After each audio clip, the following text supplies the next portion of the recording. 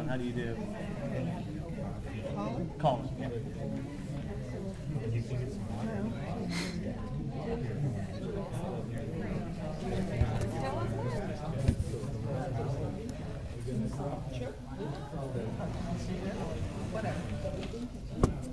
Good evening, everyone.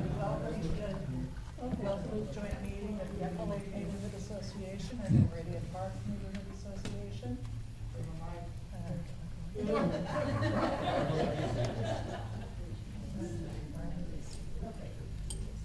evening. I'm Diane Hedrick from the Echo Lake Neighborhood Association. Gretchen Atkinson. Gretchen Atkinson. Hey, there you go. Testing 1, 2, 3. Testing 1, 2, 3. I should tell you before we start that this meeting is being videotaped, so keep your language clean, ladies. I know my peeps.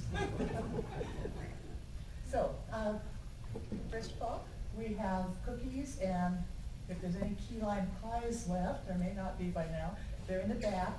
You should feel free to get up during the meeting and help yourself to coffee. We have tea, we have water. If you don't, then we just have to haul it all back home, and we don't like doing that. This meeting, let's see. Oh, and there will be we're waiving our normal business meetings for this, so that we can give more time to our speakers. We will have a public comment time at the end of the meeting. We have one person who's asked to speak. Oh yeah, thank you, Jean. If you didn't sign in, Bob has the sign-in sheet, and we'd appreciate it very much if you did sign in. Both neighborhoods like to get counts for their meetings. And I think that's all the housekeeping stuff. But the reason that we wanted to do this radar program, we heard speakers at the Council of Neighborhoods, and we were quite fascinated by it. I personally was very interested in the program and have been since they started working on it several years ago. I have a friend named Matthew who lives under a bridge. Matthew is the dirtiest person you've ever seen. He literally sheds dirt when he walks. He's about 6'4", his hair sticks out, and he's a pretty scary looking guy. He's also extremely intelligent, well-educated, and the best gardener I've ever seen. My boss, this was in the Maple Leaf neighborhood of Seattle, my boss hired him to do gardening for us, and my boss was extremely fond of him. Matthew was probably bipolar, I'm not sure.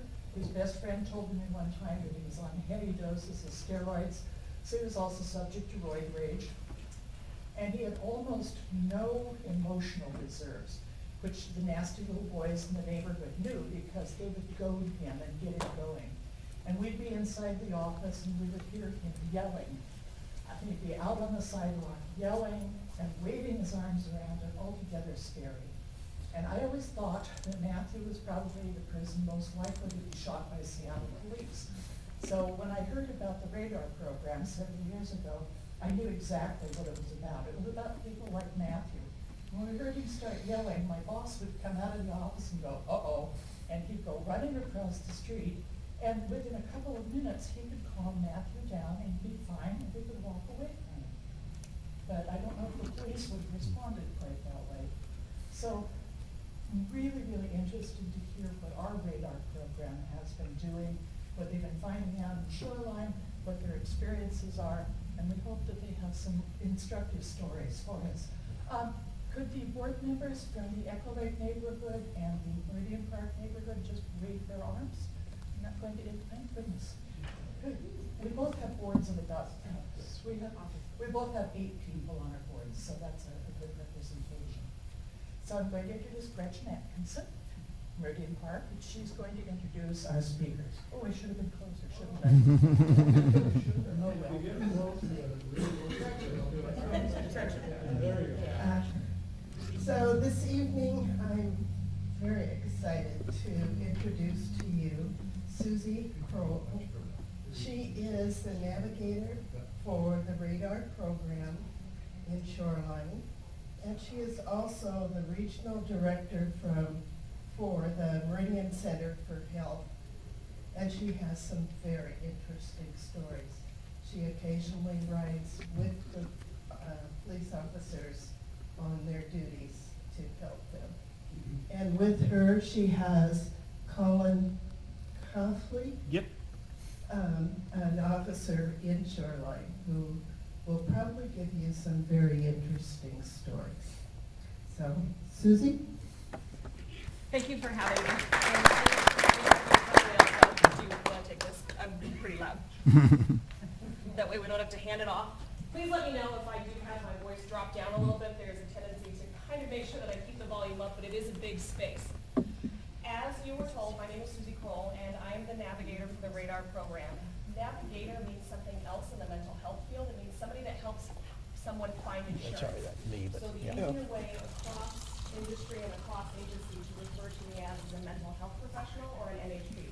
So you're going to hear me say that a lot. The first thing that I'd like to start the meeting off with is that this is about law enforcement and mental health and the response that we have within this community. And with that being said, it can be a pretty triggering topic, especially in light of our current situation within the community. So I would offer that if we're talking about anything that tends to be triggering or upsetting, please feel free to leave the space, take a walk, take a break, whatever it is that you need to do. And then also, if you'd like to speak with me or Deputy Coughley afterwards, we're more than happy to do that also. So we won't take offense if you need to fidget or knit or doodle, or if you need to step out. Make sense? Perfect.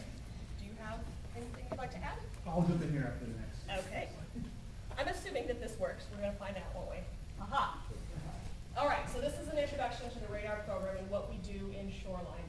So what you're seeing there is a list of the RADAR team members. We have a sergeant, Sergeant Kelly Park, and we have 3 deputies. Deputy Emmons, Deputy Myers, and Deputy Coughley. Obviously, Colin is here today to talk with you and provide some perspective about his experiences and what he does with the program. I am obviously the mental health professional that's part of this, and all the letters behind my name mean that I have lots of student loans. Take care of there. And I've done lots of homework. Other than that, we have a coordinator. Her name is Kim Henderson. She's been heavily involved with the city of Shoreline and doing a lot of the work to lay the footing and foundation for this program so that we're able to do the work that we need to do. That being said, RADAR stands for Response Awareness, De-escalation, and Referral. And it's an interesting play on words, obviously, with radar for speeds and things like that. But the idea behind it is that we have a way in which to co-respond, partner, refer, and support the members of our community that have interactions with a mental health professional and or law enforcement, usually together, hopefully not just in crisis situations. So that not only are they having the supports in place when there is an emergency and when something is going wrong, but also after the fact when there isn't a crisis call, so that the one time that a mental health professional and or a deputy show up on somebody's doorstep, it doesn't have to be mayhem, chaos, and an emergency. It can actually be an outreach and a friendly community support in order to show that this department and the people of the Shoreline and the larger community really do care about connecting someone to resources and having a support system, not only for the individuals that are experiencing the behavioral health issue, but to the family members, the friends, the neighbors, the concerned parents, the teens that have friends that have certain concerns, but everybody. Because these issues are not existing within a vacuum. They affect a larger population, they affect a larger system, and clearly they can affect a community, a state, or a nation, depending on what's going on. So this was the best way for us to find a way to engage the appropriate powers and get people connected to what they need. Fair? Do you want to talk about your background as an introduction? Sure. So my background is I've been with the department for about 3 years now. I've been in the city of Shoreline for 2 years. I've been to the 40-hour crisis intervention team class hosted at the Washington Academy down in Meridian. Been, like I said, in Shoreline for about 2 years here. I'm pretty new to the RADAR program, but I don't want to steal thunder, so if I go on a tangent here, move back in. The idea of the RADAR program is that there is identified a need, a gap in information, that there's a possibility we can capitalize on some of this information. I think like Gretchen was sharing beforehand with a friend, that maybe we can have some information about beforehand so we have some better context when we first go to talk to somebody or contact somebody. Am I feeling easier? Nope, you're going good. Okay, so what the idea, folks, is that as police, we do a lot of different things, right? We do conventional radar with like the little radar speeding stuff too, right? This is kind of the more delicate. It's a tough problem to tackle. There's been departments across the country that are trying to address this, and Shoreline was fortunate enough to receive a nomination to try to tackle this problem with our team as well. And what we're trying to look at is seeing all the contacts or the encounters we have with people throughout a year, maybe 6-month period of time. And they may be talking to me one day, my partner a different day, and somebody else a third day. And maybe some really good information that we have about somebody who has maybe some minor or severe behavioral health issues that could be a whole wide array of things. I may find out some really good information on a call for myself that would really be great for my partners the next time we go out there and talk to whoever that may be. So they have a bit of a leg up in information. They can make some better decisions and have some information already available to them before they go out there. What we saw before Radar was we basically had in the police world, there are people that are intoxicated too much for their own good, or they are in a mental state that is no longer safe for them or those around them. Previously in the police world, speaking very vaguely, very broadly here, we kind of have given the authority to do two things in that situation. One is take that person to go get detox or be detoxicated at a facility overnight where they can get sober, or two, take them to the hospital to get screened by a social worker for any kind of possible minor or acute mental health diseases. What Radar offers us is a whole wide tool set to include this young lady Susie here with all those acronyms after her name that's got a wealth of knowledge and experience and expertise that she can then impart upon ourselves as police officers and deputies, which we can then use to plug those people into better resources that are available now and make that a recurring, less of a revolving door and more of a recurring feeder track for resources and implementing those programs that already exist into those people's lives and getting them better help in the right direction earlier on. Kind of made some of your talking points there, so I'll Really take a good quick progress. pause there. So the reason that we're bouncing off a little disjointed is that though it may seem is because the deputy that was supposed to be here was Deputy Myers, but he picked up a call in an emergency situation that he couldn't get out of. So no less or more important is Deputy Copley, but he's stepping in, playing catch up around the puzzle pieces for us. So you're watching us try to work in sync with about 30 seconds of planning. I think the other thing that would probably be helpful is a framework for what a mental health professional and a police officer do. So as Deputy Copley talked about, Radar is designed to really meet that service gap in an emergency call, meet that service gap in information, and really work to unsilo the resources that the people that he and I and you come into contact with on a daily basis so that the left and the right hands know what they're doing. So what we've done is we've got a program that will help promote positive policing because Deputy Copley and I, or just him or just me, will interact with an individual that's had a previous police interaction in a non-emergency setting. And even just subliminally having law enforcement show up when there isn't a problem and there isn't a fear of somebody going to jail or going to the hospital or being put in handcuffs is a way to show that law enforcement and mental health folk do something other than what the media portrays, what we see is going on, and what we see across the board with media and the coverage of certain situations. The other thing that it's designed to do is promote officer safety. Like Deputy Copley is saying, if he goes to a house and he gets some really good information, and it stays with him because there's no form or format for where that can sit for a future deputy and or MHP outreach to go to, then we lose that vital data. So this program is designed to unsilo the communication, not only across agencies and services, but to unsilo it within an agency so that we all know what the full story is to the best of our ability so that we can meet the needs appropriately and not spend a lot of time trying to play catch up when there is something emergent and we don't necessarily have the time to sit and do that. The other pieces that are important are that it's going to decrease ideally the uses of force because we have the skill set, we have the additional information, we have the resource connecting, and we're better able to utilize the resources that we have connections for finally. Additionally, with this program, we're allowed to and are able to promote and foster community supports and service. I can't tell you how many presentations I've done where I've talked to folks like yourselves that are not aware, because there's hundreds and hundreds and hundreds and hundreds of services, of all the resources available. I know a small percentage of them. Obviously, Colin knows some of them. I'm sure you know about supports and services that I have no clue of. So collectively, if we're bringing together individuals that provide are experiencing the work, then we've got a leg up, because we just have more things with us. We have more tools in the toolbox and more ways to point someone to what they need. And finally, we're able to really work on fostering recovery, connection, and stabilization. We may contact folks like Matthew that ideally in a perfect world would be able to say, hey, let's connect you with this person. I'm going to do a warm handoff. I know this person. We're going to, really look and do a needs assessment and a mental health assessment and get you connected. And ideally, that person would get connected and get better. But we all know that change takes work, right? I can't tell you how many times I said I'm trying to lose this last 10 pounds. And I keep trying and trying and trying, and then there's snacks back there that look the way that they do. And it's taken me try after try after try. Engaging in any kind of services for medical or mental health or social care is usually not a one-try deal. It takes effort, so the repeated connection, fostering of information across agency and across department helps us facilitate that. We get to say, hey, remember last time we were out here and we talked about this?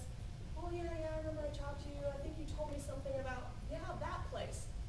We build the rapport, we build the connection, we build the trust. And then we're able to help facilitate someone's comfort level into going into something that's unknown. Because how much do we like going into some place that we're not prepared for, that we're unsure about, that we're scared about, especially if we're not feeling well? I can't imagine what it would be like for somebody that needed that without that warm connection and without that community support. So that's part of what Radar affords.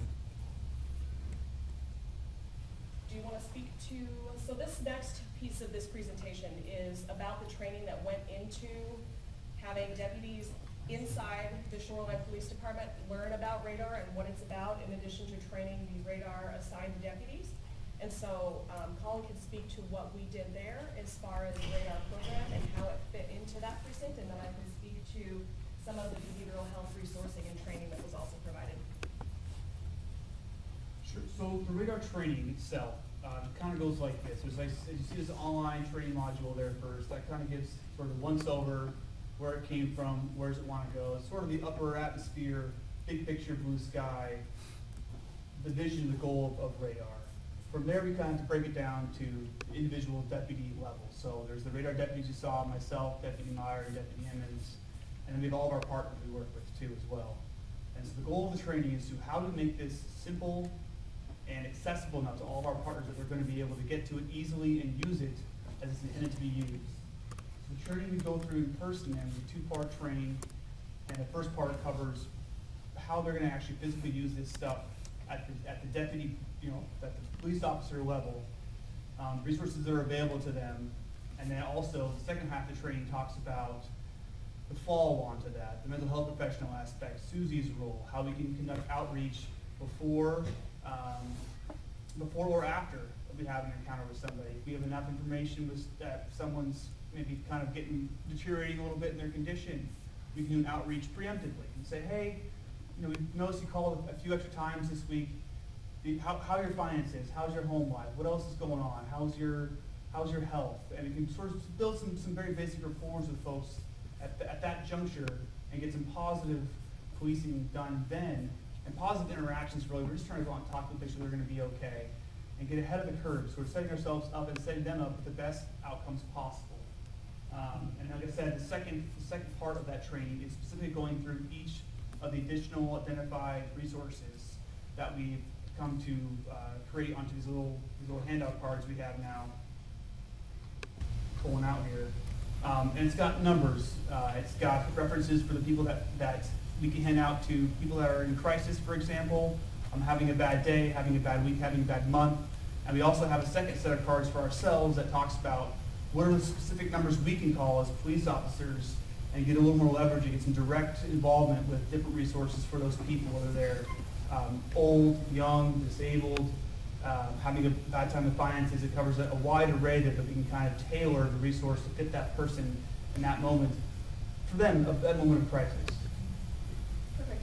And so part of the secondary training was to make sure that patrol officers, deputies, knew what the program was, how it was beneficial, and why they should care. Why is it useful to me? Because it's just going to be one more thing that we ask somebody to do, and if we can't show that it has value and merit, then why bother, right? If I'm not seeing the value and it just ends up being extra work for me, I'm gonna be a whole lot less committed. So there was some pretty strong intentionality in how we designed the program and how we looked at the situation in order to make this a useful tool. We basically went out like an infomercial going, this is the thing you never had, that you never knew you needed, and now you're gonna say, why the heck did we not have this? We needed this, 20 years ago. And so two-part training was an initial online training as an introduction. Then there was a part 2 roll call presentation about the radar program, its structure, how we're grant funded, and what the intent was. And then the third part of it was a roll call with me presenting about, like Colin said, the handful of immediate first responder resources that are available, and then how to utilize the MHP in this program and how that would be beneficial. The other thing that I'd also like to add is that while we are looking at ways in which to serve populations, help law enforcement do their job better connect mental health folks to the people that need the support, there is an overwhelming neighborhood, county, and state response to have it done. Shoreline is not the only precinct that has decided to embed an MHP in their programs. Everett has them, SPD has them. There's a good half dozen to a dozen in this area that have MHPs on board, because there's movement towards seeing that when we come into contact with the same person and he and I are not talking, we're not combining our efforts to have the best, strong direction toward helping someone. It would be repeating things that may not be helpful. Who knows, I could be saying something wrong, or they have a resource that I don't know about, or vice versa. But if we're talking about it and I can say, hey, I talked to Joe Friendly, and he can say, yes, I did too. I offered this and this. Oh, hey, I saw this behavior and this in the home. Okay, that's something for me to pay attention to. Also, there's an additional resource and support that I can provide there. Those are huge, huge, huge pieces to be able to say, we're not going to duplicate efforts, but we are going to up the intensity in that we really care. Nobody signs up for all the extra duties if we didn't care. There's so much work to be done here, and it can be a pretty thankless job, so we do it because there's value in that human connection and that rapport building, community policing, and the support of the agencies that are called on to protect us when we're afraid. So why not do it, right? Why not have that piece? So what I wanted to do with this portion of the work is to talk about what both a police deputy in Shoreline does on a daily basis without radar, and what a mental health professional does without radar, and then how this is an additional duty and how we tailor our skill set to this particular program. Does that sound like it would be helpful? Mm-hmm. Would you like to talk about what you do? Sure, so I think I did kind of jump the gun on this slide a little bit earlier, so my apologies for any confusion that may lead to. So like I was talking about earlier, without pre-radar, before radar, police go to all kinds of different calls. You go to accidents, disturbances, people taking things that don't belong to them. It's weird. It never happens. Right. Nobody's We also have there. this pretty big pocket of people that have what we're calling behavioral health issues. Issues maybe beyond their control, maybe it's temporary and acute, maybe it's long-lasting and a little more sublime, but there's a wide range of that stuff there. And so I will be first to admit, I have nowhere near the credentials and expertise that Susie has. And as such, they being the state, has kind of given us some pretty simple guidelines to go off of, which I explained earlier, kind of being unable to care for yourself or maybe danger to others or yourself based on either your consumption of a dangerous amount of unknown substance or perhaps a known substance, or some baseline just health issues that are just beyond your control. That kind of left us with those two doors before. Do we take this person to the hospital or take them to get sober at a sobering center? Or they commit a crime under one of those states and they have to go to jail, which is really not helpful for everybody in the long run. So that's for the pre-radar. Are you talking about post-radar or are you going to do That's pre-radar the for next one. yourself? So this is just Okay. what you do on a daily basis. Okay. Good? Yes. Perfect. So then, what do I do on a daily basis? Because really an MHP can kind of be an enigma. And there are so many different roles that MHPs can hold.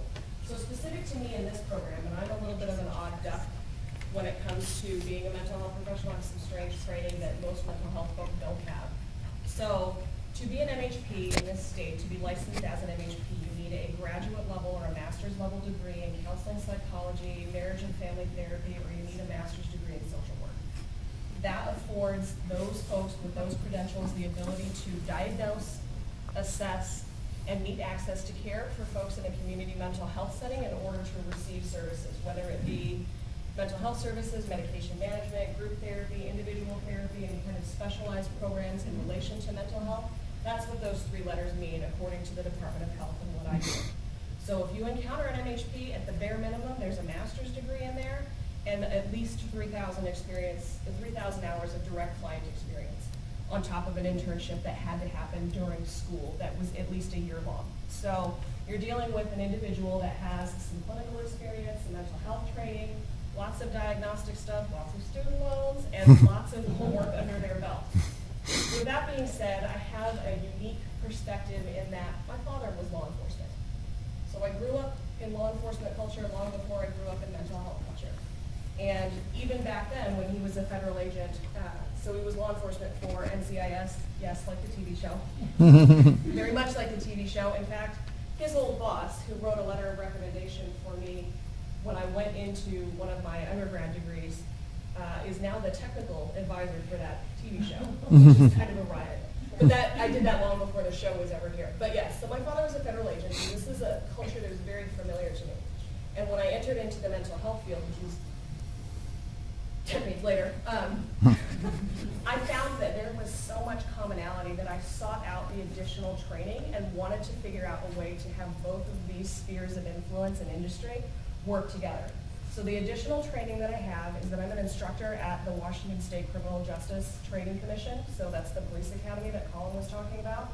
I teach part of the 40-hour crisis intervention training, and the portion that I have, and amongst a dozen and a half other instructors, is the cultural responsiveness pieces of the work in relation to mental health, and then I work through mock scenarios with officers after they've done 40 hours worth of training and investment into resources and things that are available in King County. The other thing that I do is I'm a licensed clinician, so I do therapy with clients, all kinds of trauma, kiddos all the way to adults. It can be anything from a car accident and home discord to domestic violence and big giant traumas, PTSD, sexual assault, like the big stuff. So there's a wide range of information in there, and then I've subsequently gotten the additional training because, like you heard earlier, I do go out with law enforcement. I ride with the deputies at Shoreline, and I do go out with some of the King County Sheriff's officers in Meridian and SeaTac. I've gone out with the folks in Bothell, and there's a direct and distinct need. So for me to do that safely and not be in the way and be a detriment to the law enforcement official that I'm with if there's an emergency situation has put me through care under fire training and a whole host of other things. So I go out in the vest and I know how to stay out of the way and not be a problem and not be a liability and help address things that happen. By and large, there are big giant crises, but at least I make sure that I'm not a detriment, and then therefore he can't serve the people that he needs to serve in the way that he needs to. So that's why I'm an odd duck, is there's a bunch of minor skills in order for me to stay the heck out of the way and not be a problem that most mental health people don't have. I don't know how many MHPs you'll ever encounter that keep a bulletproof vest in their trunk for the days that they go out with law enforcement. We're pretty few and far between. So that would be the weirdo pieces that I have as an MHP. But as it lists there, I do diagnosis and assessment, crisis and stabilization. I do a lot of the psychiatric evaluations and assessments for when we make a case for somebody being involuntarily held, and then having the county folk come out that are higher pay grade rank and smarter than me determine whether or not they agree with my mental health assessment, and then therapy and counseling and case management. So those are my daily duties. And as a regional operations director with Valley Cities, I oversee 4 clinics that provide the community mental health services to the north end. So it's pretty extensive. And it isn't because I'm smarter than anybody else, it's just I have a network of people that can connect all the resources that they know about, that we know about, inside agency and out. So what do the deputies and the MHP do specifically for radar? So what do you do for radar? So what I do for radar now is, so we talk about the training for all our fellow deputies. So we still go out and do all the other things that we do for the community, keeping it safe as best we can. In addition to that now, we have this extra set of tools available to us. with those tools, me and my partner still may go out there and have the person who is just too off their rocker, too intoxicated to possibly be referred to, maybe that day. But maybe once they kind of calm down a little bit, there's a really good opportunity to go back out there with Susie, who can actually talk to that person and really get to know them in a much more much more technical way, psychologically, than I ever possibly could.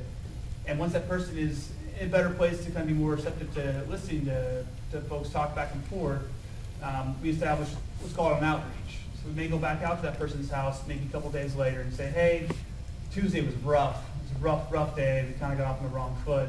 We're all kind of calmed down now. Are you willing to talk to me and my friend here, Susie? And really, this is probably Susie talking at this point.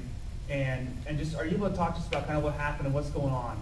And that way, we're able to get that person hopefully in a more relaxed, calmer state, and just talk to them, see what's going on, see how we can kind of point them in a better direction.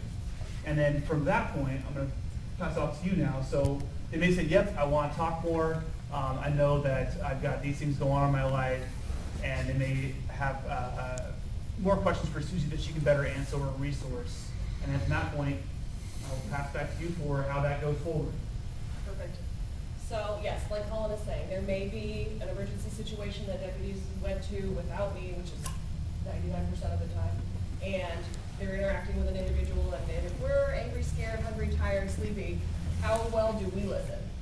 And if you add a behavioral health issue in there, it's tough, right? There's a lot of stimulus going on. There's sirens or lights or noise or neighbor issues or whatever it is. And so we go back when there's a situation where there's less stimuli. We're going back when somebody's calmer, somebody's feeling safer, somebody's had a chance to kind of look at the situation and deal with whatever emergent issue was there, and are in a better place to hear some information and feel safe in hearing it. So then we do what Colin says is an outreach, and we make sure that the area is safe, because that's just paramount to walk into a situation where there was a previous crisis, to make sure that it's still safe. And I do, very conversationally, an assessment of what I think the person may need. I don't spend a whole lot of time trying to pinpoint a diagnosis per se, but I listen to what the problem is and try to figure out what best to help address the stressor that the person in front of me is experiencing. And then we tailor the resources, the pointing, the direction, and the rapport building toward that. One of the elements of the radar program is something called a response plan, and that's what Colin was alluding to about information from a previous call being available to someone else if they go to that same address or know the name, and it's a recognizable person. Because when you're invested in a community, you learn your neighbors. You learn their names, you learn all kinds of things just by virtue of existing in a space. Obviously, there's 2 neighborhood groups here, and you know a lot about your communities because you're invested. So when we see a name come up that has some familiarity, there's a prompt for somebody to go, I think I heard a call a while back. Let me go look at this information and see what we can come up with and see how best to address that. And we're going to have examples of what that kind of looks like, because I'm speaking in pretty vague and generalized terms right now. But there could be a response plan for somebody that needs some additional services and support if there's a particular behavior. If you know that if we've learned that we can help somebody de-escalate and calm down by talking about Katy Perry, this is legit. I have an individual, a kiddo that we worked with who, when she was very, very upset, if you talk to her about Katy Perry or cats, instantly was able to focus and talk back with us and really get back to baseline and get her feet on the ground. And we also, in juxtaposition to that, knew what not to bring up. And so we wouldn't bring up things about school or a particular person because we knew that that would just ratchet up the situation. And so those are nuggets of really valuable pieces of information. They may be very simplistic in thought and how you collect them, but the power of being able to reach someone with that rapport and that history is incredible in a de-escalating situation, or at least when you're attempting to do de-escalation. The other piece of the equation is that after we do that, I do case management and follow-up. Hey, Joe Friendly, I talked to you 2 weeks ago. I'm looking at some of the paperwork, and I know that we talked about introducing you to ABC services. Are you still interested in that? How did that connection go? And then we keep trying, and I check back until I feel like there's a reasonable change in stability. When the deputies report to me that there's been a reduction in calls for that particular household, person, or situation, And if there isn't, then we keep going. And I keep following up until somebody really tells me to get lost. And by and large, I don't get told that because those are calls for help and they're calls for support. Even if the person may or may not be able to articulate what that need is, we keep trying until we figure out what it is. And I have the time to do that.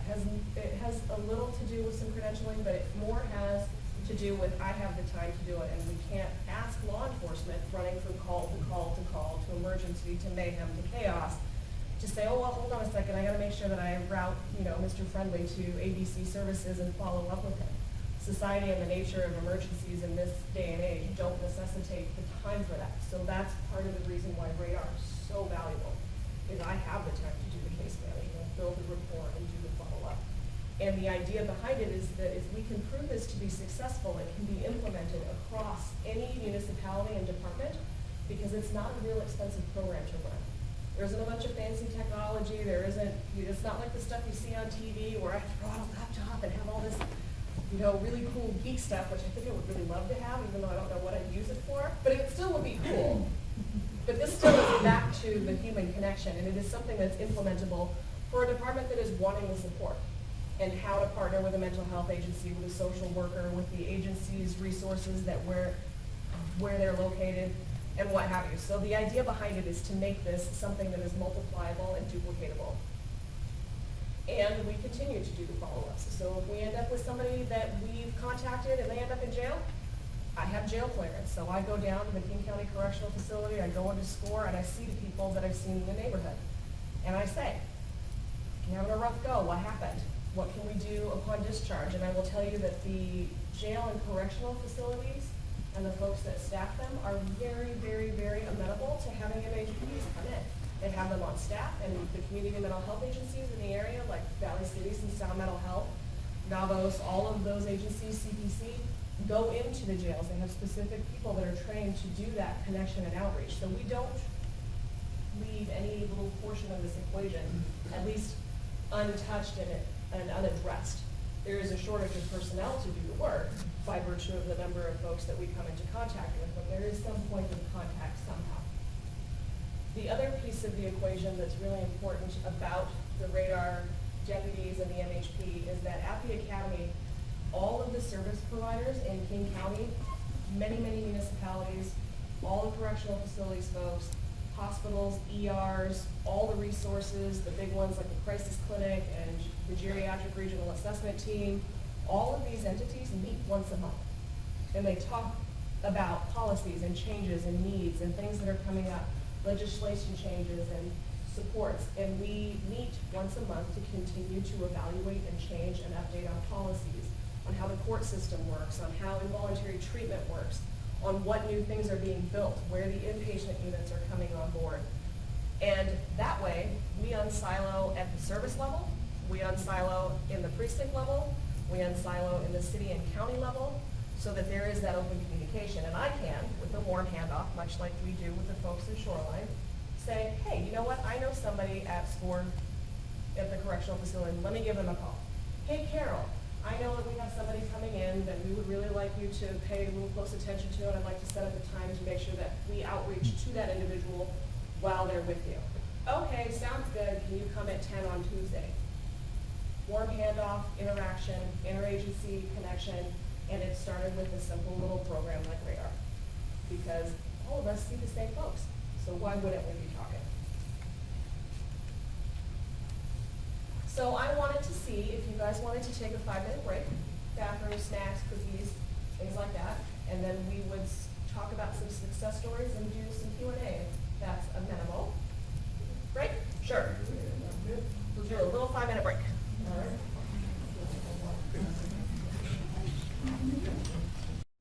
Connection or resourcing? I did have a question.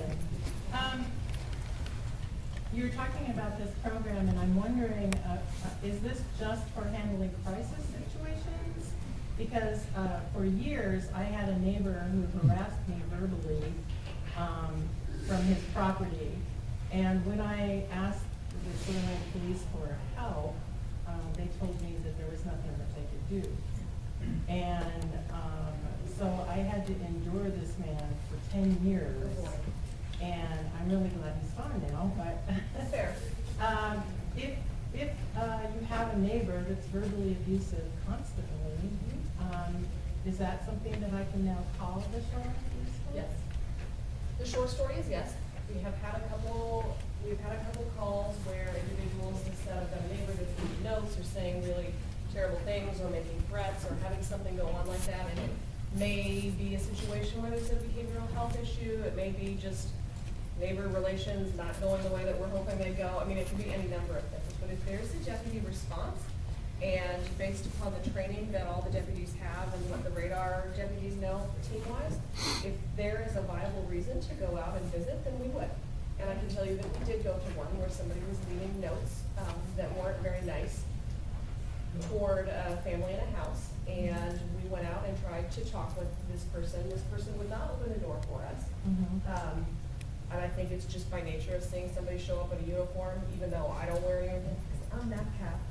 Wear a pair of pants and a t-shirt and a vest, and it says mental health professional. And that can be stigmatizing too. Nobody wants somebody rolling up thinking you called somebody because you think I'm nuts, and that isn't the case at all. At all. I never assume anyone is crazy. I actually don't tend to like that term, and not in a PC sense, but I'm person-centered. You're a person first with me before you're a label, before you're a diagnosis, before you're a disease, before you're a symptom. So, yeah, you may have HP with a state, and that is what it is, but yeah, the short answer would be yes. If you called Shoreline PD, then you would most definitely be able to make that connection, and they would determine if it was appropriate. Hi, my name is Amanda Burt, and I'm part of the elementary. And follow up on that question, if there's suspicion versus if you have like an issue like that, would it be appropriate to present evidence along with what's happening? Because it's your word against their word a lot of times, and it easily can turn. The tables can easily turn a situation where you're actually being accused of being the abuser versus having been abused. So how do you deal with a situation where obviously there's something going on? So here's my answer for that. I asked a lot of questions throughout my journey in the academy, and not trying to get out of the questions, but my answer, which is true, I'm a terrible liar, is it depends, okay?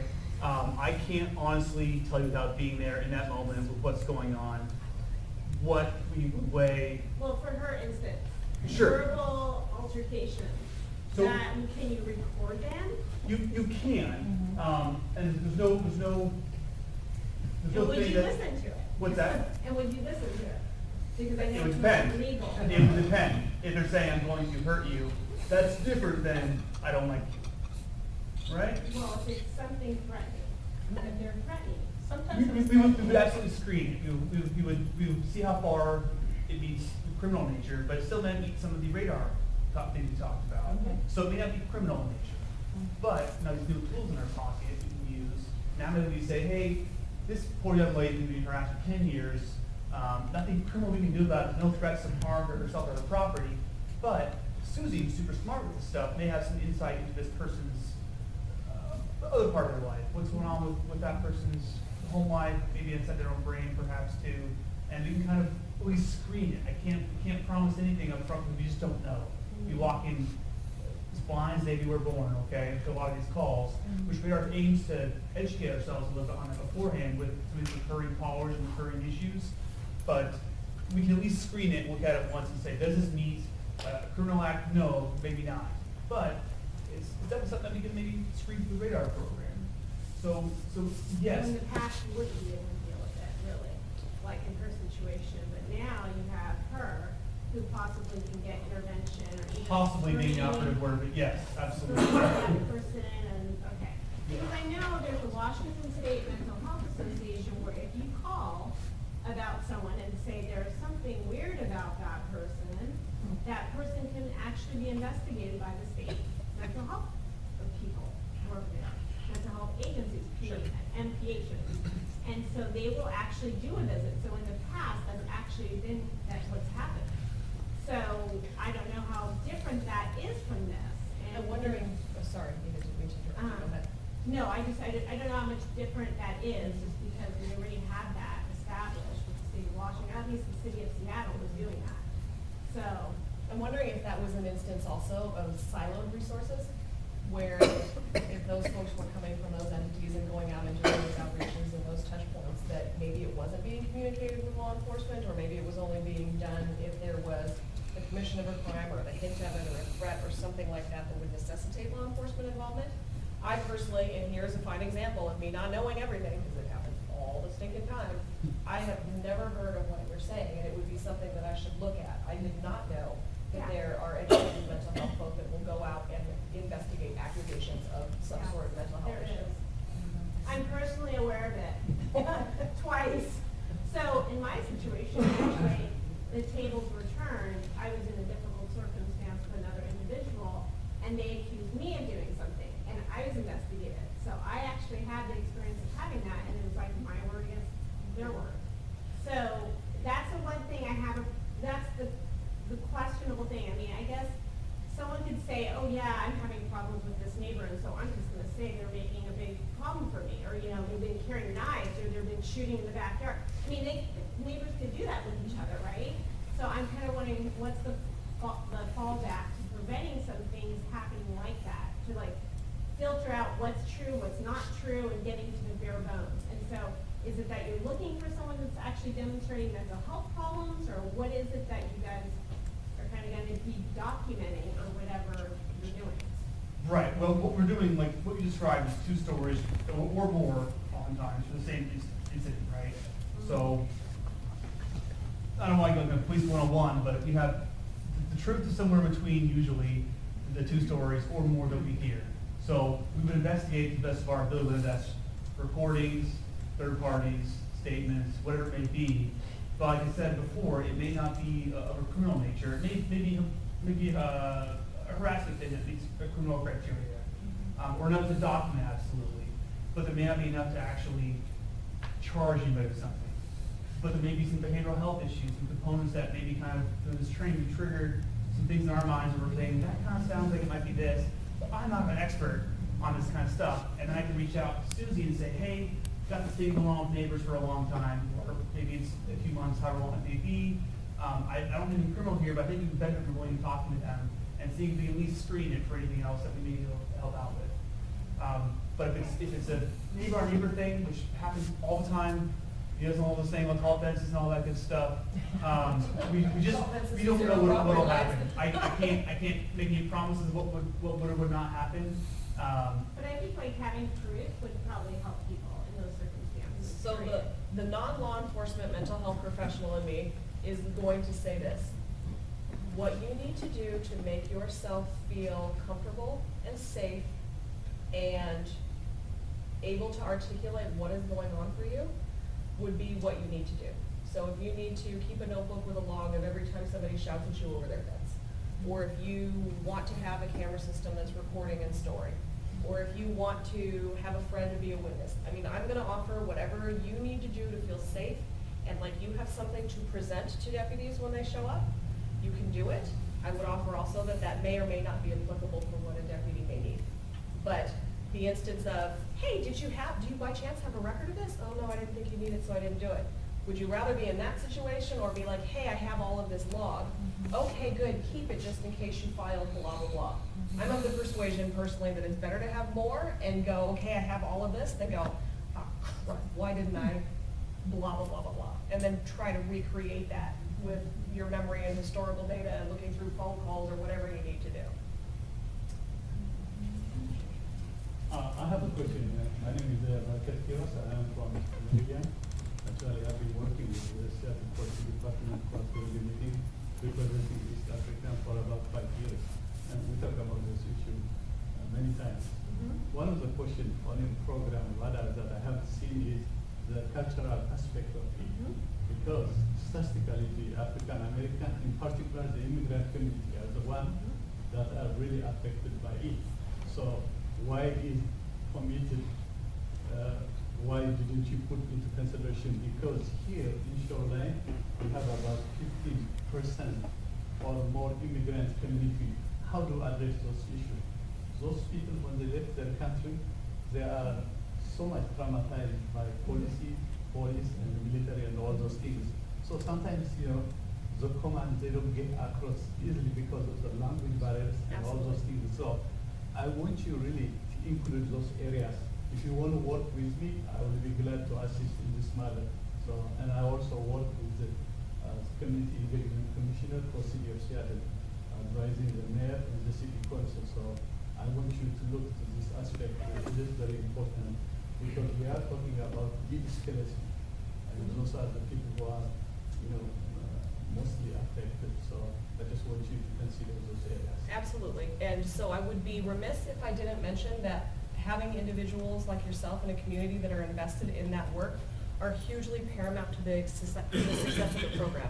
I will offer that the agency that I represent, Valley Cities Behavioral Health, is a trauma-informed care agency, and one of the tenets of that is cultural responsiveness, awareness, and the inclusion of services in multiple languages with in-person and electronic translators, and in a framework where we don't reinforce trauma hallmarks, and that we make sure that the language and the services that we provide are inclusive of culture, and making sure that we are asking the person about what it is they need and learning about the lens in which the person navigates the world in order to tailor-make those services. So while it may appear, and that would be me having put those slides together, that there isn't a cultural component, it actually is a very, very large piece of how we interact and what we do when we do the case management and service connections. And I will tell you that at the Meridian Center for Health, where I work, we have 87 different languages that are spoken by staff to connect individuals with resources. And then the agencies that we also refer to, not all are trauma informed, but we are, and we make sure that in the way that we build our recovery plans, we foster that type of connection, and we work with someone's culture, the identities in which they present with, in order to best tailor interventions in recovery. Because my version of wellness, being biracial, Filipino and German, is going to be very different than somebody from another culture. A fine example of that, and it's one that I use in the academy, is this. So when I'm teaching law enforcement officers about cultural responsiveness, the big deal is to ask. I don't make any assumptions about what someone has been through, what they've seen, or who or how they identify, because I don't look Filipino. And so to ask me to identify with what I look like as my culture is inaccurate, because I'm 50-50. So when I'm looking to work with deputies, or I'm working with clients or patients that I'm involved with, the biggest thing is to ask. Because if I sat here in a Western style setting of wellness and I said I was hearing voices and they talked to me about doing good or bad, by and large, the Western perception is I'm not well, I need to talk to a doctor, something's wrong. But I will tell you that across globally, there are many, many cultures, countries, and entities that believe that if you do not have the duality of spirit, of good and bad inside of you, debating and guiding, then you are in fact unhealthy. So if I have somebody coming into my office saying that they're hearing voices trying to tell them to do good or bad, I don't automatically assume medication and psychosis. I ask, tell me a little bit more about the voices. Well, this is the one my grandfather told me about that urges me to be positive and do good and take care of my family. Okay, first clue, this is not a diagnostic criteria. So I very much would love to get your information and be able to have a conversation about that and have that continued piece be a part of the program and how we work with the communities, because it is a paramount concern. Because if somebody doesn't believe in a Western model of wellness, who am I to critique that? Thank you. I was just going to ask too, in partnering with that, do you work with the school district? Because many of our elementary schools have 30 to 40 to more language spoken as first language. Yes. And the school counseling program is very aware of many issues in families. Mm-hmm. Yes, so my agency and many others do work within the school districts. I will offer that while we do our level best, it is a resource that is underfunded and underrepresented. So we do with what we have, and we do partner with some schools. We do have some calls that we get for students that are having a behavioral health issue or a crisis or something at school, and we've coordinated between city and other municipality for police work, because maybe kiddo goes to school in Shoreline but lives in Seattle or vice versa, and so that we make sure that those entities are having that communication. So yes, absolutely. I think your hand and then yours. How do you address the privacy concerns within, which is kind of what's driven a lot of those silos? Yes. That big giant elephant HIPAA, right? So I'm a mental health professional, and if I'm seeing somebody at my clinic, their patient information is protected. By law, I cannot disclose it. There are 3 reasons in which I can. One, that person is a danger to themselves or others, and then there's an exigent circumstance where I can say, hey, Colin, you know, Joe Friendly is acting XYZ, he lives here, he's saying this, we need to address it. The other way that I can break confidentiality and HIPAA is if the courts subpoena me to do so, and we're still selective in the information that we hand over. And now, if we have somebody that's making a declaration of suicide, I can intercede and give information to ERs, to police, whatever that information is, in order to meet that exigent circumstance and try and get that person the help they need. Other than that, if that person is a client or a patient of mine or my agency's, I can either confirm or deny whether or not that person is or isn't involved with services with us. There is a fine line between the work that we do with Radar and the work that I do. So ideally, we're meeting Joe Friendly in the community, engaging him in a way that gets him involved in services in any agency. But if he's involved in mine, I have a little bit better direction in how we get him connected, because I know my agency. As soon as he signs on the dotted line that he is a client of ours, my discussions with Radar deputies about what he's doing or not doing stop. I can't do it, it's against the law. Some of these safety plans in place for that work, so that we can continue to have an unsiloed discussion, is that we do a big educational process with Joe Friendly about, hey, you're a client of Valley Cities now. We met you through the Radar program. I work for this agency and this one. If you would like our continued ability to communicate, given your situation, and maybe if you have to call police again, you can sign this release of information. You can at any time revoke it and decide, I can't talk to Deputy Copley about anything. Or it stays in place for a year and then we revisit it. So we are very, very good at informing about patient and client rights. And you'll see me pause here every so often going, okay, was that a Radar call? Did I meet that person as a client? Can I talk? Change names, change sex, change, okay. And then I'll give an example. So I'm in my head doing some backline thinking to make sure that I'm not inadvertently violating HIPAA, but we are very, very careful about what's documented. And when we're talking about the information that Colin gets from a call that maybe Ben would find helpful, it is never medical information that's kept. It's behavior information. So, hey, the last time we went to Joe Friendly's house, he was throwing rocks at the neighbor's window. That isn't me saying, you know, Joe Friendly has psychosis, you know, NOS, and exhibits blah, blah, blah, and is on such and such a medication. No, Joe Friendly was throwing rocks at windows. That's behavior information, and it's not patient-specific, so we can make sure that information is transferred across. Just like our friend that needed Katy Perry or cats as a conversation. That's not medical information.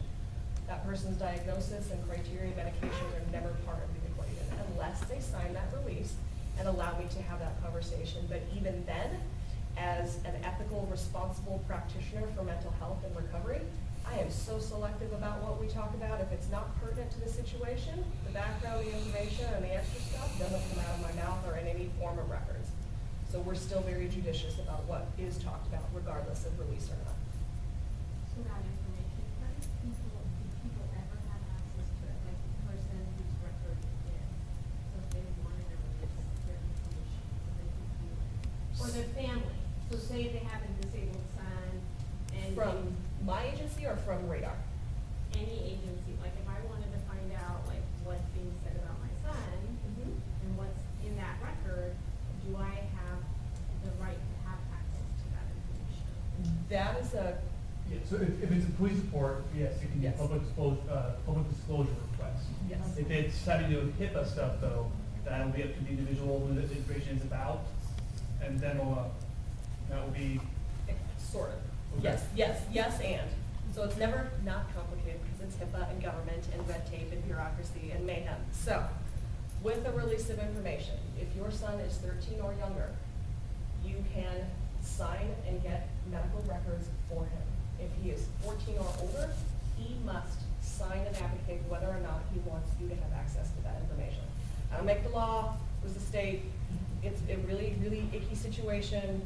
I've been in the situation where, you know, we've had somebody that's a victim of a really bad, icky crime, and they're 14, and they say, I don't want my parents in the room, and I have to tell the parents to go, and I hate doing it, and I duck and cover, because it usually is uncomfortable, but that's the law. So, yes, you could if your kid was younger. Yes, you could if your kid was older, and they okay it, and that's specific to HIPAA. But yes, Colin's right, you can do a public disclosure Disclosure request. See, see we're learning acronyms. Yes. Yes. Oh, wait, no, I'm lying, I'm sorry. Out of order. So I can see how this can work well when people have residences, but we're having an increasing number of people who are living in cars, in parks and shelters here in Yes. Shoreline. So how does that work for keeping, information on people? So, keeping information. And keeping track of. Keeping track. So I keep a case file for case management, and I am able to log location, whether it's person frequents library in the morning, or person lives in car, parks by Fred Meyer. So we still do the outreach, the touch points, the talking, regardless of the location of the individual. I have one that was literally on the side of the road, stopped with fire because somebody was passed out. Person didn't have an address, but I asked because deputies know the individual, frequents this place, this place, and this place. And so while it is easy when there's a home address or some sort of residence, and it can be a little harder to do the outreach when we're kind of hunting around to find someone, we still do it. We just get creative. There we go, now I'm doing it right. Last night, at the city council meeting, when it was time for public comment, I don't know if anyone else here was at the meeting. It was recorded, today at noon. But this was a group of people. There were, sex offenders, who lived in our area in the cul-de-sac. And it was neighbors in that area that said, we feel uncomfortable. We have lots of children. We can't play in the center. We feel uncomfortable. They walk to school, and we were told, even though it's very close to a school, well, there's nothing we can do about it. And I felt somehow, I thought there was a law, I thought there was a rule that had to do with, and somehow they felt, well, the police said, no, we can't do anything about it. And this is a brand new situation before the council, but will it only be settled on mileage or, So I would be more than will happy the to talk to you people specifically about the incident, but I'd have to talk about, find out whatever happened last night in city council, so more. I'm sorry. Oh, I'm sorry. I'd be happy to talk to you about this incident, but I'd have to find out what happened last night at city council, what the chief or the major said. Again, more than happy to address the issue with you. In terms of radar is not currently situated or suited to fit that need right now. Police are, but the So- radar program specifically is not. Okay, so radar wouldn't be involved in that. Not unless there were some of those people that you mentioned who are also exhibiting some of these behavioral health issues, which you can argue, well, you can, I can't, because you're not experts. You can argue all over the place, right? It's a very ambiguous field, so it would have to meet some of those trigger criteria for us to start implementing the radar program as a screening process. But without knowing more, I don't want to overstep any promises or information that I need to know about first. Nita, and then I think, was that the right order? Yeah, you want, whatever. Just really quick, there was that incident over by Sandpoint where there was a lady who got shot just yesterday. And they said she had mental health issues, and spoke when she was short stature or whatever. She made some weird comments, she was holding a knife and someone robbed her. And, I believe she did have mental health issues. Unfortunately, the police shot her. I was thinking, why didn't this would have been great there. They should have had their tasers. Why did they have it? No, I'm just saying, do you use different, they don't use tasers? No.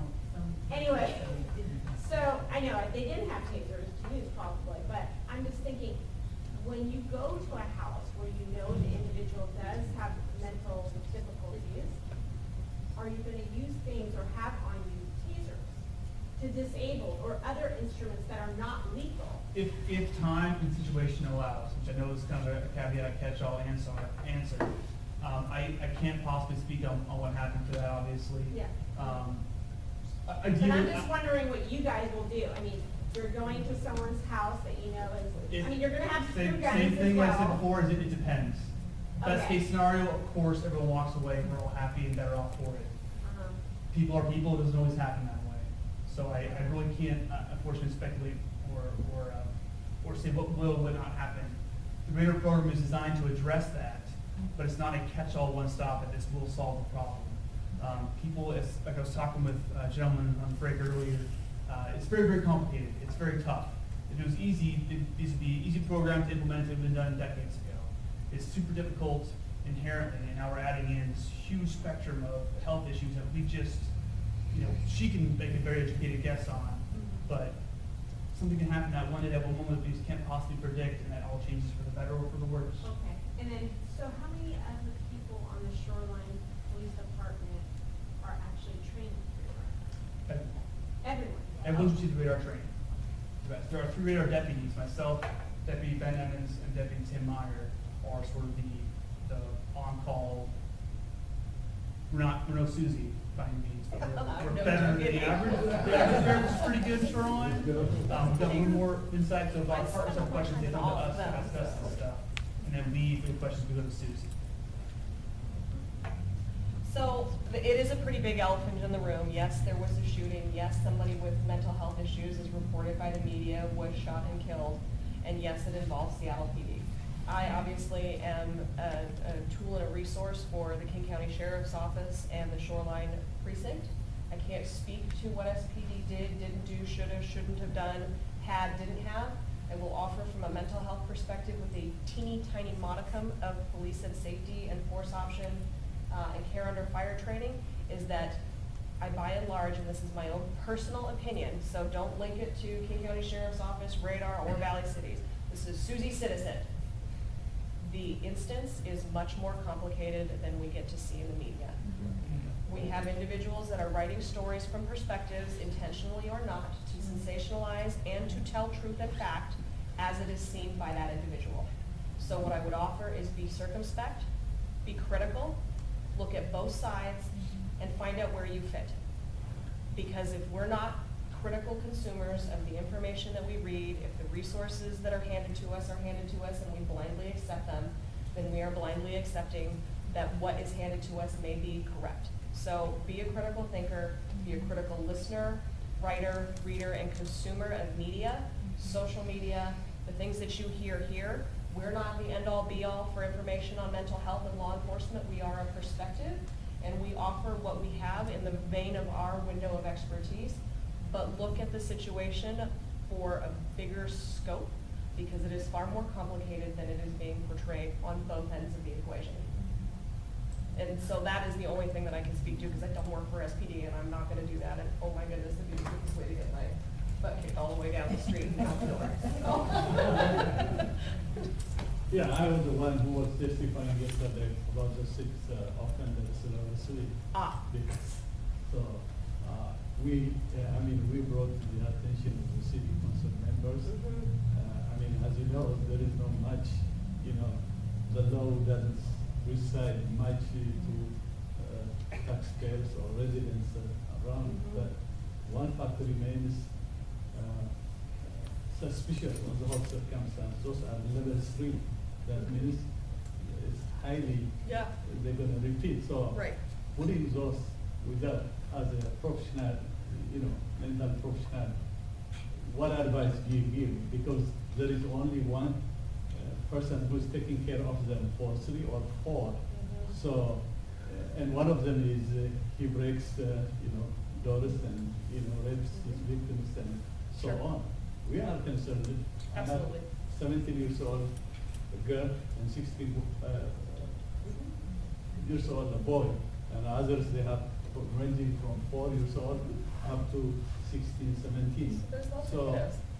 what is the law in terms of those people, being among the residential area without any supervision? What is the DOSC's role?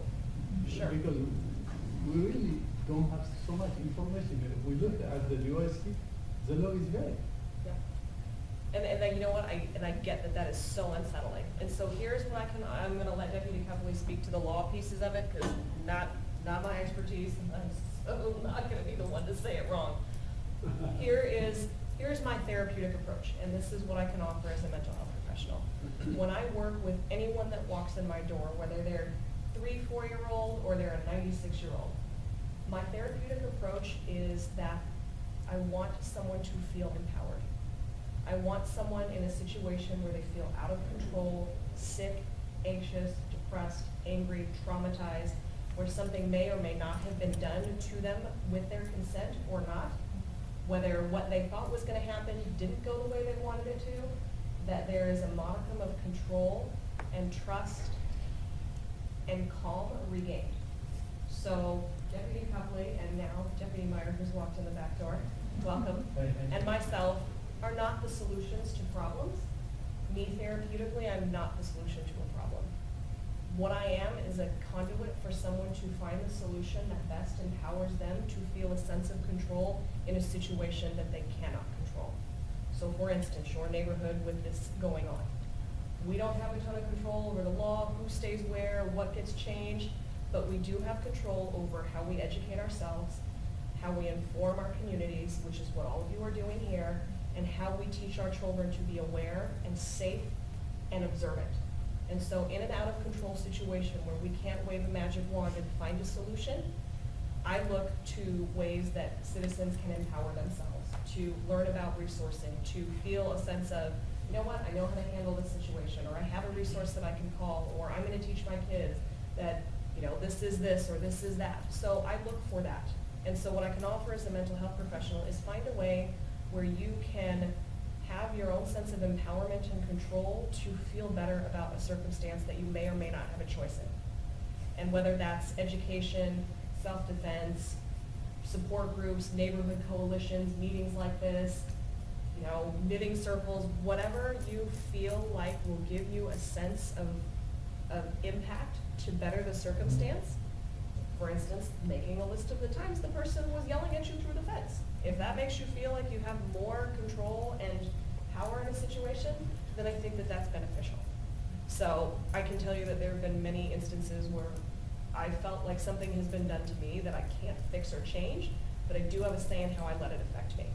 And what I can put my hands to, that's something tangible work-wise, I will go and do so that I can gain a sense of impact and control. And that may or may not solve the problem for me or the larger entity that I'm involved with, but it does put my energy towards something productive and where I feel like I'm making an impact.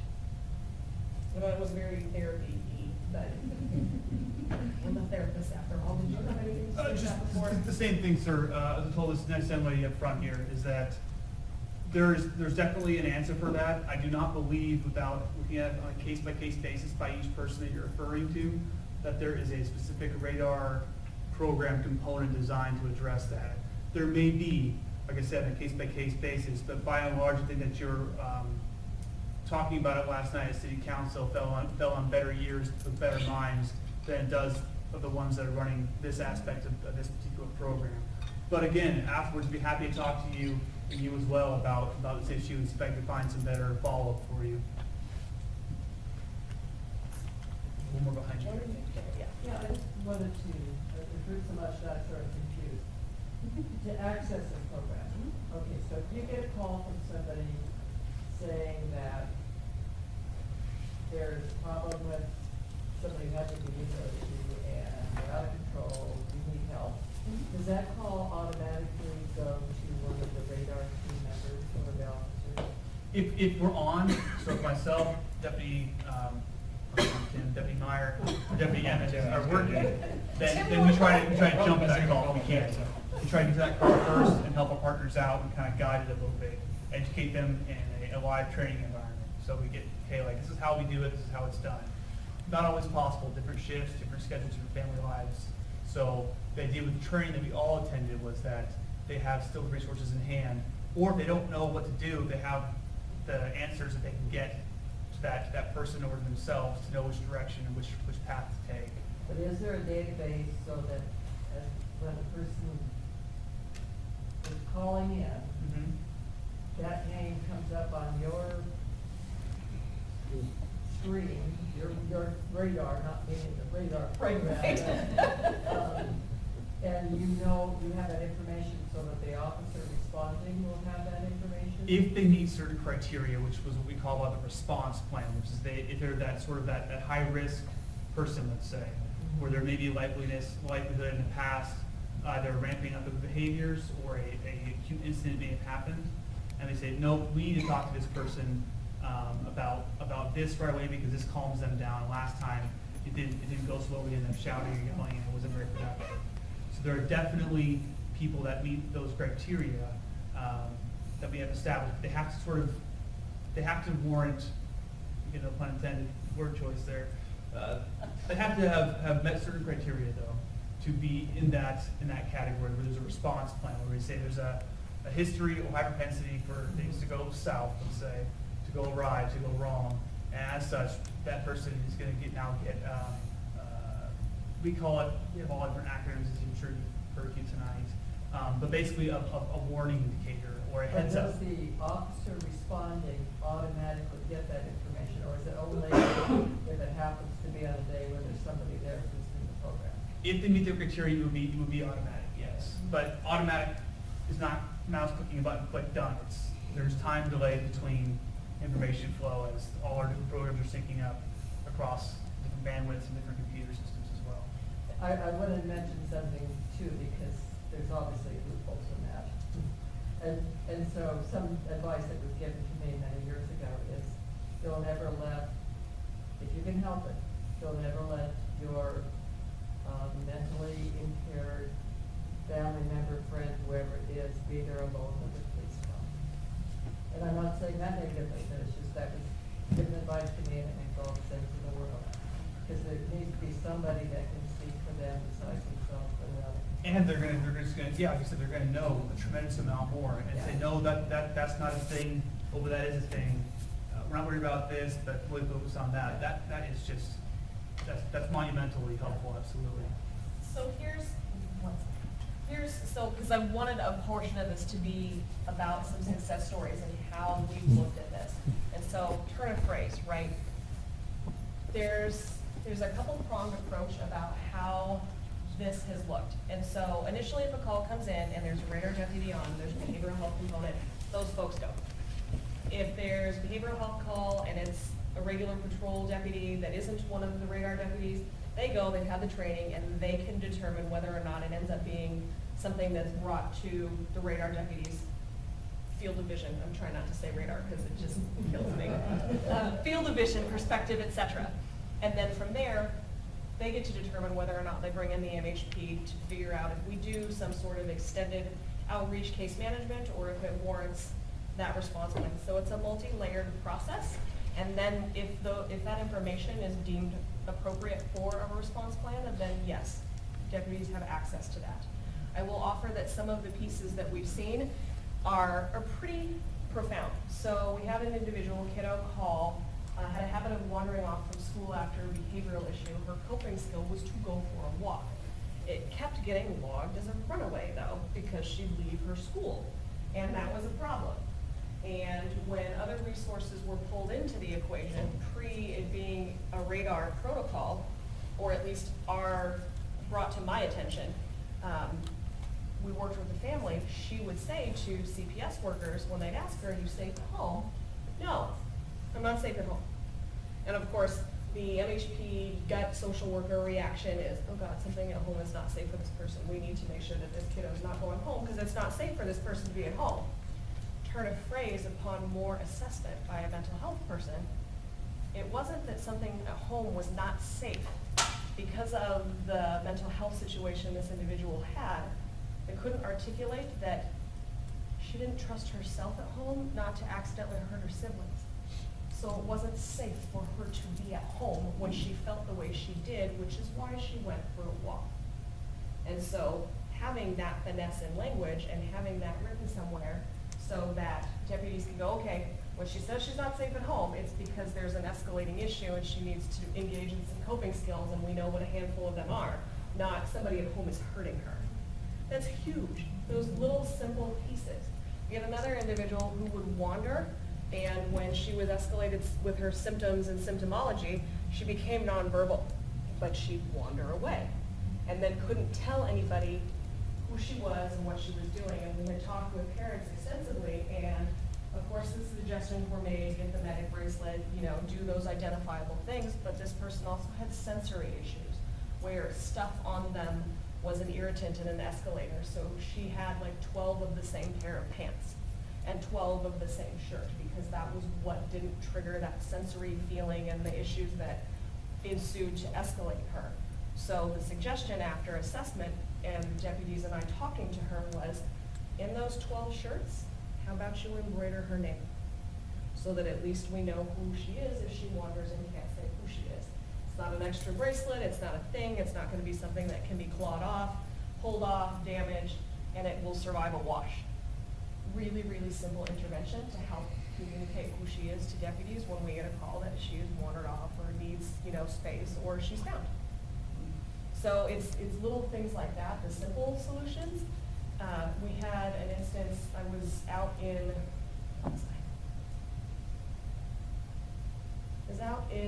Meridian, and it was 3 in the morning, and I was out with some King County deputies there, and we got a call that we needed to take some kiddos out of a household. And because it was in the middle of the night, that never goes well, and you can imagine just prep-wise, the things that we were considering. It was a very, very, very big, tight-knit family, and we had to go into the situation and take kids away, and that's icky, it never goes well, or it has the potential to not go well. And so the deputies went in, and I stayed back, and we're not gonna be in the way, made sure the situation was safe, told the household member what was gonna be happening, and they didn't get too, I mean, like physically yelling, screaming, upset, like you can't do this. But obviously there's a threat level emotionally of like, you're gonna take my granddaughter, son, et cetera, away. This was 4 kids we were gonna remove. Because there was a threat and a danger to the kids by another party. And there was the leeriness about law enforcement. You know, I got 4 deputies showing up in uniforms with weapons saying, we're taking your kids and they're going to CPS, and that's scary. And then finally, when the situation was made sure that it was safe, I walked in and they looked at me and who are you? Hi, Susie. I'm not a police officer. I'm a counselor. I bet this isn't easy. I'm really, really sorry. And we started to have a conversation about what this felt like and how we could connect and how I could explain the process of what CPS is gonna do and how to find out where the kiddos are going, because it wasn't like we needed to be ferreted away in a secret, who a case manager was and how best to contact them. That's information I have. That's not information necessarily that deputies have in depth for systems and how they work. And so we spent a half an hour, 40 minutes talking about it. Turns out the family was an ethnic origin that I have pretty significant experience with. So we started talking about food and poi and lumpia and all of the things, and spam musubi and all of the things that I love to eat that I grew up on living in the Philippines and Guam and Hawaii and places like that. And it ended up being a really cool thing. They're like, hey, sit down, we brought some food out. And we took a really potentially volatile, icky, yucky situation with 4 kids getting moved and had it go calmly, because we had really well-trained deputies, because we had really well-trained plan for how it was gonna happen, and where we used the best talents of law enforcement and a mental health professional. That's huge. That is so huge. I think, I don't know, I was kind of proud of the partnership. I thought it was nice. Especially for 3 in the morning, let me tell you. Just to follow up on that, just because my kids are in school right now, and I volunteer at the school, and so I see a lot of kids that are dealing with behavioral issues. And medically, statistically, there's just an increasing number of children that are having behavioral issues. So those families that are dealing with those children are going to their max just to deal with their children. So often they don't have the support, the resources outside, and so having this type of thing is a benefit, I think. And so that's the one thing that I think it's gonna be great for, is for those families that do have children who have those behaviorals, and then they're going through puberty, and all of a sudden their behaviors change, and they are carrying weapons or something. Right. They're carrying a bat, and they smash the bat on the wall because they're just a little bit stronger and they're going through puberty. Right. And that's the way they behave, and it's just different and difficult for the family, because they know this is their they love their child, and they're scared. And so this is where I think things like this definitely right, that it's not just for, at least for me, therapeutically. See, your therapist is gonna come out again. Apologize. For me, therapeutically, it's not just the individual that we're interacting with. It's gonna be the neighbors, it's gonna be the friends, it's gonna be the mom, the dad, the guardian, the aunt, the uncle, the grandparents. And we will find ways in which to engage supports for the person as well as the person. Because how hard is it to take care of kids that are having behavioral issues or going through puberty or whatever the change is, or having trouble in school, if there's other kids that need to be paid attention to and taken care of on top of somebody's own life stressors? We build that support and case management network in. Do you have any success stories, or did I miss a question? Oh, I was just gonna make a comment, and, it's just that, you know, for the last 5 years, I've been through hell, being part of a family member, and, you know, I come to these meetings and I try to get some sort of support that, you know, if I do call the police, that there won't be a gun going off. And I still don't feel that coming here tonight. It's just unfortunate, but I just wanted to make that comment.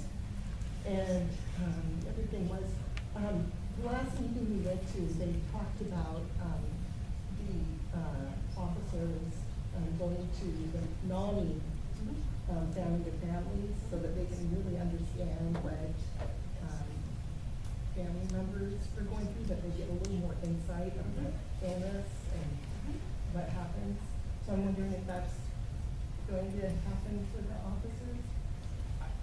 I can't honestly know more about this.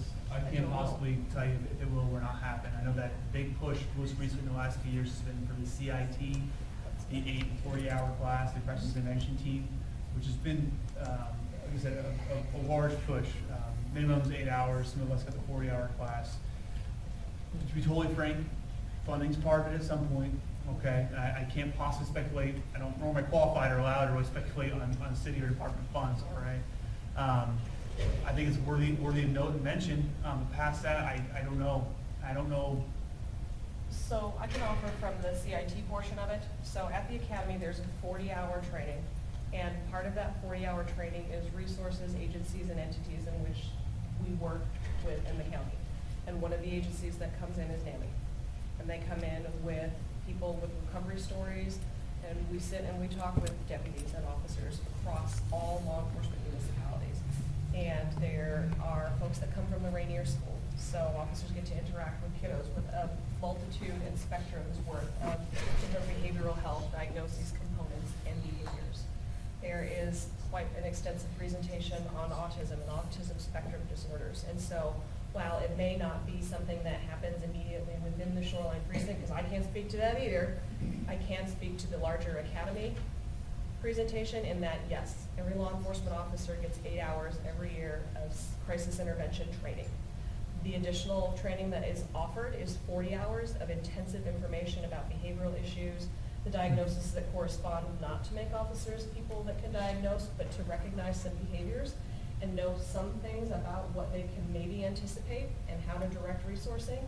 There's interactions with folks from many, many different walks of life and populations and circumstances and agencies, as well as the resourcing to help support that, and then the trainings of mock scenarios after the fact, so that they can put to use the skills and tools that they learned over the course of 40 hours. So it is there. It is a funding thing. It is an attendance thing. Those classes are packed every month when they're offered for a week-long stretch. And so the ability to contact and work within those entities and parties is there, but I can't necessarily speak to whether or not NAMI is coming to Shoreline. Given, and maybe I could just, so there's a couple things you said that I wanted to touch on, bring me accumulate, so. Jim, would you come up front? Yeah. You're hard to hear. Thank you. I want to speak to something you talked about, which is that you still have a fear of use of force, right? So you spoke specifically about a gun. And as you'll see, if you give me just a little latitude here, you're going to see where this is going. So a few things about the 40-hour CIT.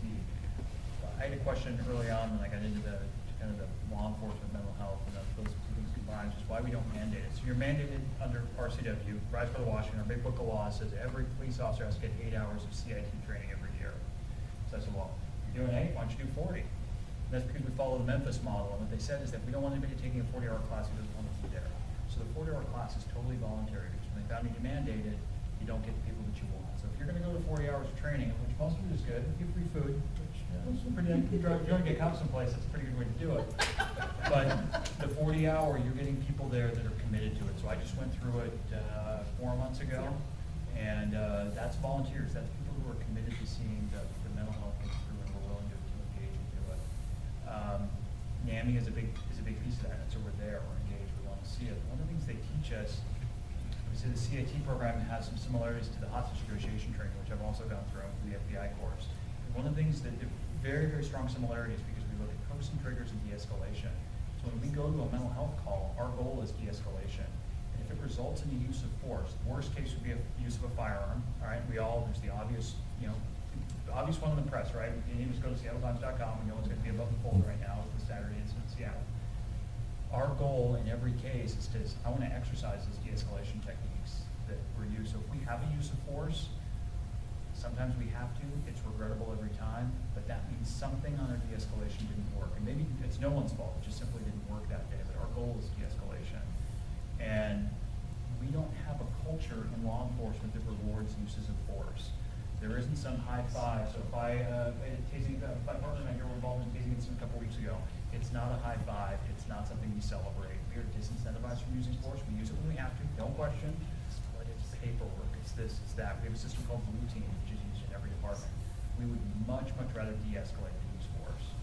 And so if we talk about, when we go and talk about success stories, is that when they came in, you talked about the George Mason study? So George Mason came in, and when the whole radar program became grant funded in the Department of Justice, they came in and looked at all of our data. There's an expectation that we're gonna have high use of force within 4 in the behavioral health side. So 4 times out of all of our contacts, for whatever year they looked at, we only had 4 uses of force on a BHI or behavioral health issue. And I think that's a testament to the fact that we don't high five each other. We're not spiking the football in the end zone after we have use of force. It's not something we're incentivized to do. It's quite the opposite. It's not in our culture. We don't internally pat each other on the back. It's in a BHI issue. We don't celebrate uses of force. So hopefully we don't have that case. The other thing we have is we have a chief. I think the culture is a big piece. The culture is 2 pieces. One, we don't celebrate uses of force because it's not part of our culture. And number 2 is we have a chief and captains and command staff that expect us to appropriately discharge the call. And occasionally we've got to book somebody to jail. It's the right thing to do. But more often than not, they're going to want us to get them to the right space. So we're never incentivized to turn this into a chargeable case. So we have a chronically intoxicated person that goes to Sherry's all the time. Goes to Sherry's, big problem. The expectation is we get that person to the right spot. Don't just book him. That's the quick and easy thing. That solves the issue now, but it doesn't solve the issue long term. And so radar is several things. Cultural is a big piece in expectations. I don't care what you do, this would be our chief speaking, just do the right thing. If we can articulate it, we'll just fine. So hopefully those alleviate your concerns. It's only gonna come through touches. The more we're at your address, the more we touch, and the more hopefully you can see the credibility in what I'm telling you. We don't want uses of force. I want to exercise that de-escalation stuff. Nothing makes us happier than de-escalate. I had a great case a couple nights ago where I talked this guy out of doing dumb things, and that feels pretty good. We'll spike the football then. When you say we, in this context, are you talking about shoreline police or talking about Lee County sheriffs or? So I'm going to talk simply about shoreline police, I'm going to talk about radar, but I'm also going to talk about the King County Sheriff because we operate under a pretty progressive sheriff, right? And everyone's elected, and we all have different feelings of elected people, but we, as an agency, need to reflect the values of our community. So these aren't Ken Meyer's values, we need to reflect Shoreline's values. And Shoreline expects us to be pretty progressive in what we're doing. I don't mean progressive, and everybody uses that word and infers different things from it. There's an expectation here that we sort of get it and do smart things. I have patrolled in another north end cities. We have numerous contract cities as a King County Sheriff's Office. So we're very, very blessed to serve here in Shoreline. We have many CTAC, Shoreline, some managed. We can run through the list of places that hire us to do their policing. I've worked in another one of our contracts that was not as progressive. There was an expectation from the chief down. He wants a case in that box every day. And he wants, we call it a George or a Henry, he wants a chargeable case in that box at the end of every shift. So you go out there and you find chargeable cases. That's not the case here. I will tell you that it's a progressive place, and that comes from the sheriff down. And I'll tell you another person who doesn't get a lot of credit is our chief deputy, who came from the city of Seattle, Jim Hugel. He spearheaded a lot of good things in Seattle, and then there's the transition over to their new chief. He's now our chief deputy. He spearheads a lot of this stuff. He's one of the big drivers in the drug diversion courts. And so this has got a little bit of a derivative from that. The idea is that taking you to jail or taking you to the hospital fixes the immediate, but it doesn't get you that long-term success. So hopefully that answers it. But yeah, from Sheriff Burkhardt, Chief Deputy Pugel, we've got Chief Ledford here in the city, it's there. We had an incident at our church one time, and we had to call the police, and it involved a vehicle, and when I described the vehicle, they're like, oh, that's so-and-so. They knew who it was. I was so impressed. So what is the difference between radar and that kind of, this person was a thief? What's the difference between the tracking, if you're able to share, between that situation and radar? Are there two lists, or, I mean, Yep. we probably know who it was, and who it was.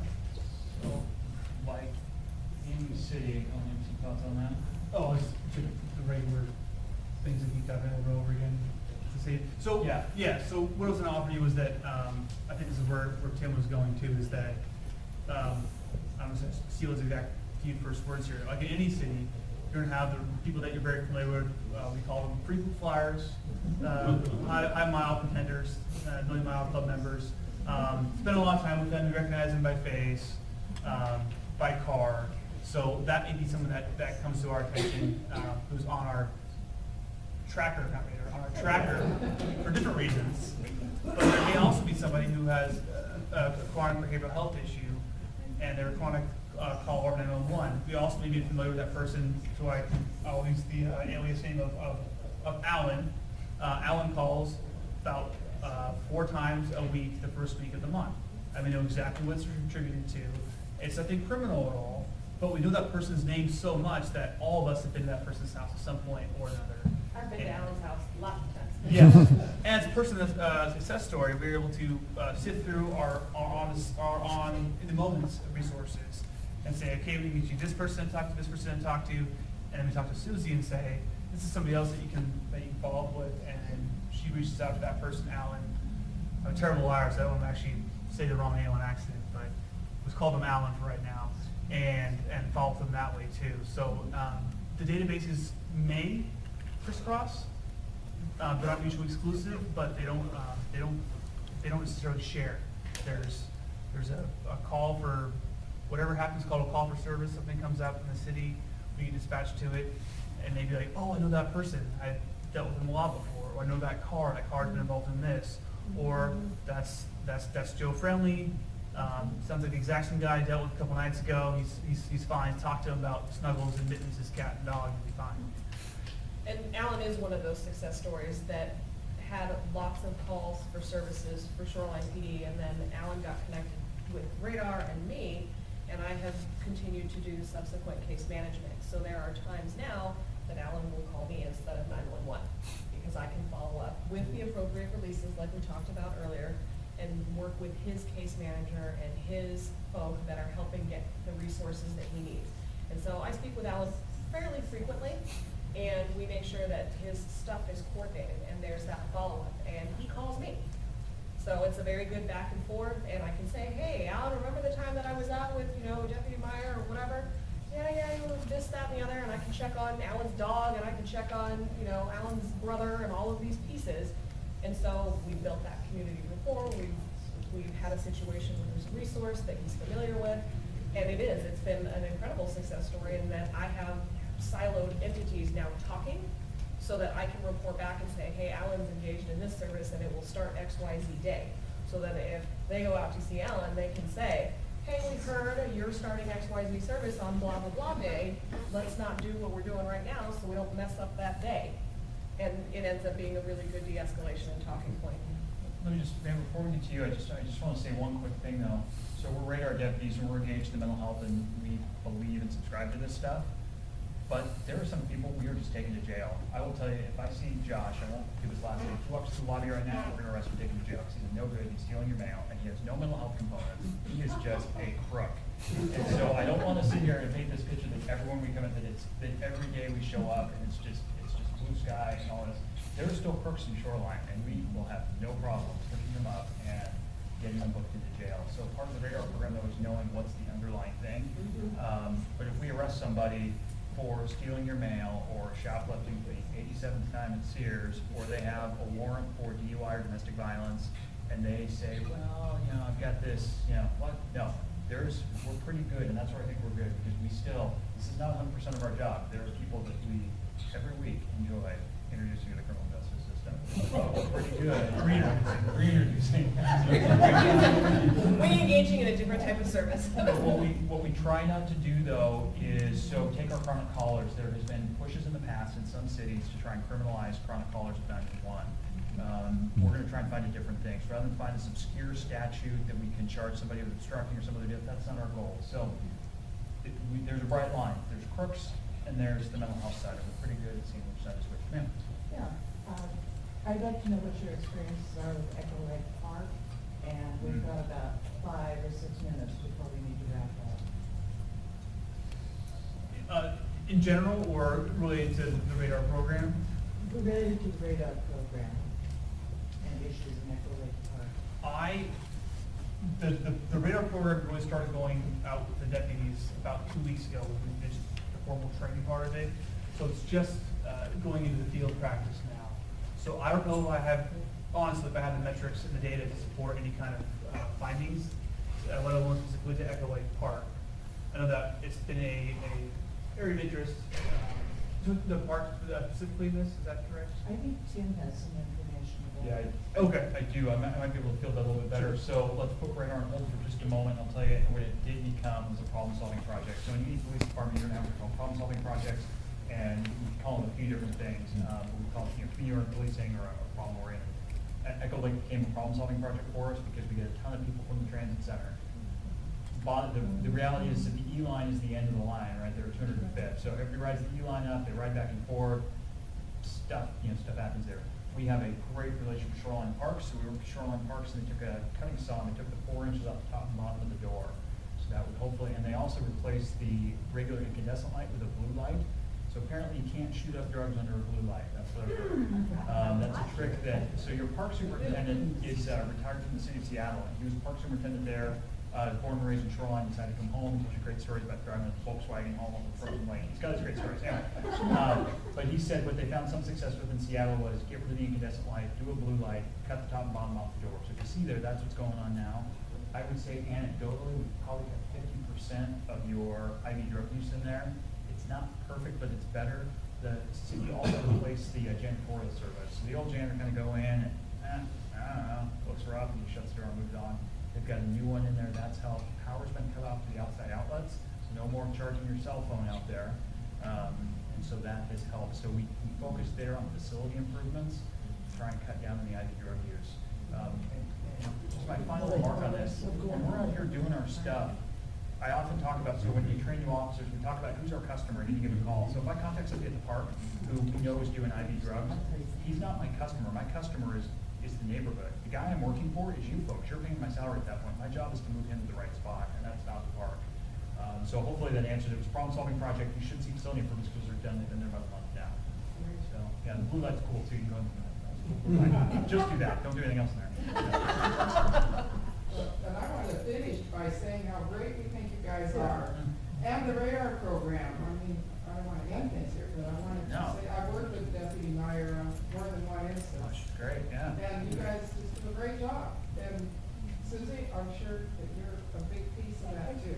So anyway, go ahead, did you? I just want to say that, we've had Chief Ledford, and from the top down, this police force is a police force, I think, that respects the people of this community. There have been several incidents where I've really respected the restraint that the police force shows. There was the incident down by the bowling alley about a year ago.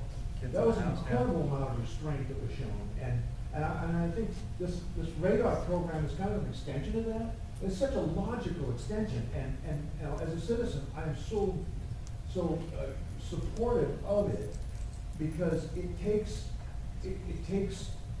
the 5% of the people who are responsible for 95% of the calls, and it humanizes them for one, but it also gives explanations and understanding of why they behave. Like you said, there are still bad people, and we need you out there as that first line of defense against those bad people. but there's also people with mental health issues that get mixed up in it. And I'm so thankful that there's a program here now that gives you the tools to deal with them and to understand them. You know, the idea of the Katy Perrys and, you know, talking baseball or something with someone who can immediately calm them down is such a benefit. But as a citizen, I also want you, as law enforcement professionals, to be safe.